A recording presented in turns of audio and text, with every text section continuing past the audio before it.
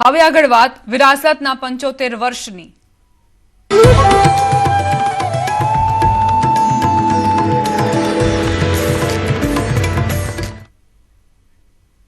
પ્રધાનમંત્રી નરેન્દ્ર મોદીના ગુજરાત પ્રવાસનો આજે બીજો દિવસ છે। જામનગરના સર્કિટ હાઉસથી પીએમ મોદી એરફોર્સ રવાના થયા।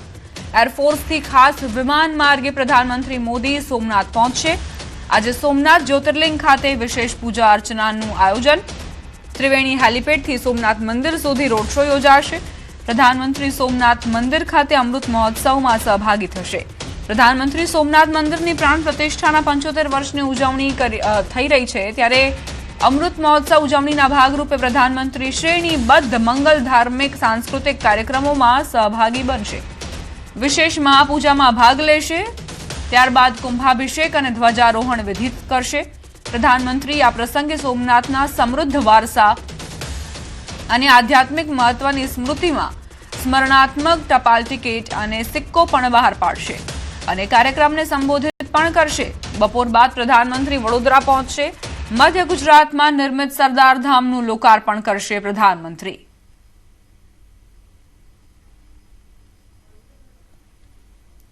પ્રધાનમંત્રીને આવકારવા માટે સોમનાથ નગરી કઈ રીતે સજ્જ બની છે તેની આ ઝલક આપ ટેલિવિઝન સ્ક્રીન પર જોઈ રહ્યા છો। વિવિધ સ્ટેજ તૈયાર કરવામાં આવ્યા છે।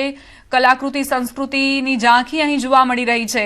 બીજી તરફ પશ્ચિમ બંગાળમાં જે જીત થઈ છે, ભવ્ય જીત ભાજપે પ્રાપ્ત કરી છે, તેના જ અનુસંધાને એક મંચ તૈયાર કરવામાં આવ્યો છે કે જ્યાં બંગાળી સમાજના લોકો પ્રધાનમંત્રીને આવકારવા માટે આતુર છે।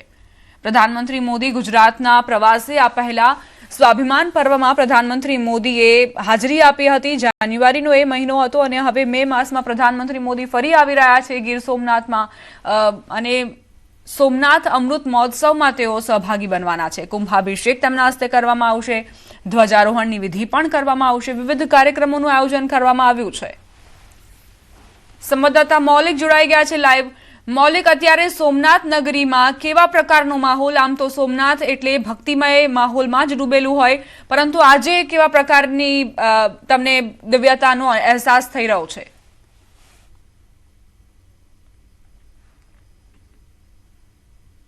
જે રીતે વિરાસતના 75 વર્ષની ઉજવણી જે છે તે પ્રધાનમંત્રીના દ્વારા કરવામાં આવી રહી છે અને તેના જ માટે લાખોની સંખ્યાની જનમેદની જે છે તે સોમનાથ મંદિર જે છે ત્યાં આગળ પહોંચી છે। આપ દ્રશ્યોમાં જોઈ શકો છો કે જે રીતે લાખોની જનમેદની જે છે તે પ્રધાનમંત્રીના આગમનની રાહ જોઈ રહી છે। થોડી ક્ષણો બાદ એટલે કે 9:50 કલાકે તેઓ અહીંયા આગળ આવી પહોંચશે અને ત્યારબાદ સીધી જે તેમનું અભિષેક છે તે અભિષેક કરવામાં આવશે અને ત્યારબાદ અહીંયા અનેક વિવિધ જે કાર્યક્રમો જે છે તે ગોઠવવામાં આવે છે। તેમાં અત્યારે હાલ નાયબ મુખ્યમંત્રી હર્ષ સંઘવી જે છે તે પણ સોમનાથ મંદિર જે છે ત્યાં આગળ પહોંચ્યા છે। તેના સીધા દ્રશ્યો જે છે તે આપણે બતાવવાનો પ્રયત્ન કરીએ। જે સ્વાગત કક્ષ છે તે સ્વાગત કક્ષની બહાર જ લગભગ હજારોની સંખ્યામાં જે છે ડમરૂ સાથે લોકો જે છે તે પ્રધાનમંત્રીના સ્વાગત માટે આવી પહોંચ્યા છે। ગઈકાલે મોડી રાત્રે સુધી પણ હર્ષ સંઘવી દ્વારા આ તમામ બાબતનો સિદ્ધાંત જે છે તે મેળવવામાં આવ્યો હતો, નિરીક્ષણ કરવામાં આવ્યું હતું। ત્યારે અત્યારે વહેલી સવારથી જ તેઓ સભા સ્થળથી લઈ અને જે મંદિર જે છે પરિસર છે તે મંદિર પરિસરમાં અત્યારે હાલ તેઓ નિરીક્ષણ કરી રહ્યા છે। મહત્વનું છે કે 9:50 કલાકે તેઓ હેલિપેડ મારફતે પ્રધાનમંત્રી સોમનાથ મંદિર આવવા માટે રવાના થશે અને ત્યાંથી 10:15 સુધીમાં સોમનાથ મંદિર રોડ શો મારફતે લાખોની જનમેદની જે છે તેનું સાથે તેઓ મંદિરે પહોંચે અને મંદિરે પહોંચ્યા બાદ આપ દ્રશ્ય જોઈ શકો છો તે રીતે સોમનાથ મંદિર પાસે એક મોટી ક્રેન જે છે તેમાં કળશ છે તે કળશ રાખવામાં આવ્યો છે અને આ મંદિર દ્વારા અતિરુદ્ર યજ્ઞ જે છે તેનું બીડું હોમાશે અને ત્યારબાદ કુંભાભિષેક કહેવાય તે કુંભાભિષેક જે છે તે કરવામાં આવ્યું છે। મહત્વનું છે કે આટલા વર્ષોથી જે રીતે સરદાર મૌલિક, ત્યાં જે હાજર લોકો છે તેમના પ્રતિભાવ લેવાનો પ્રયત્ન કરજો કે તેઓ શું પ્રતિક્રિયા આપી રહ્યા છે આજના આ દિવસ માટે।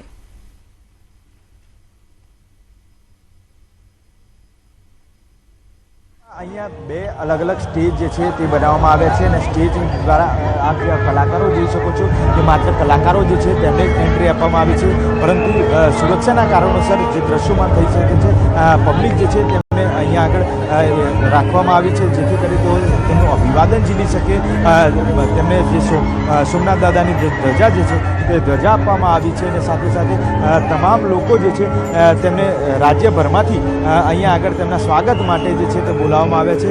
મહત્વનું છે કે તેમની સાથે વાતચીત કરવાનો પ્રયત્ન કરી શકાય તેઓ અત્યારે હાલ સ્થિતિ નથી, એટલે માત્ર તેમને વિઝ્યુઅલ થકી જે દ્રશ્યો જે છે તે દ્રશ્યો બતાવવાનો પ્રયત્ન કરી રહ્યો છે, કારણ કે લાખોની જનમેદની જે છે તેમને બેરિકેડિંગ દ્વારા અંદરની સાઈડ રાખવામાં આવે છે. સુરક્ષાના કારણોસર તેમને બહાર નથી આવવા દેવામાં આવે. મૌલિક, આપનો આભાર. આપ જોડાયેલા રહેજો અમારી સાથે, આગળ પણ તમારી પાસેથી અપડેટ્સ લેતા રહીશું. તો આ છે ગીર સોમનાથનો માહોલ, અને હવે ડેપ્યુટી સીએમ હર્ષ સંઘવીએ શું કહ્યું છે તે સાંભળી લઈએ. ઇતિહાસમાં પહેલી વાર એવું થઈ રહ્યું હશે કે કોઈ એક રાજકીય વ્યક્તિ ભગવાન સોમનાથના સુવર્ણ મહોત્સવનું આયોજન કરવાનો બી અવસર એમને પ્રાપ્ત થાય અને ભગવાન સોમનાથના અમૃત મહોત્સવનું બી આયોજન કરવાનો એમને જ લાભ મળે.